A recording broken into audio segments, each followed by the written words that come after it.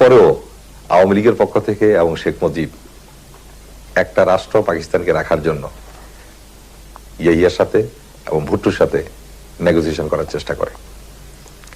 কিন্তু ছাত্র সমাজ এবং সমস্ত বাঙালিরা, যুব সমাজ এবং স্বাধীন বাংলা নিউক্লিয়াস এর বিরুদ্ধে, যাতে করে কোনো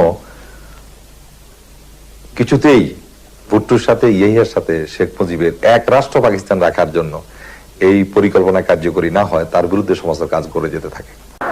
7ই মার্চ প্রথম কিন্তু পতাকাটা আমি শেখ মুজিবকে পল্টন ময়দানে দিয়েছিলাম। কিন্তু সেদিন যখন আমি শেখ মুজিবকে এই স্বাধীন বাংলার পতাকা তাকে দেই, তখন সে জিহ্বা কেউ এটা ধরে। তিনি আমাকে বলেন, এটা অনেক বেশি advance, it is too early. আমি বলেছিলাম যে এটা আর্লি নয়, this is the correct time, এটাই সঠিক সময়। আমরা শেখ মুজিবের সাথে রাত 1টায় দেখা করি তার বাসায়, এবং তাকে পরিষ্কার বলে আসি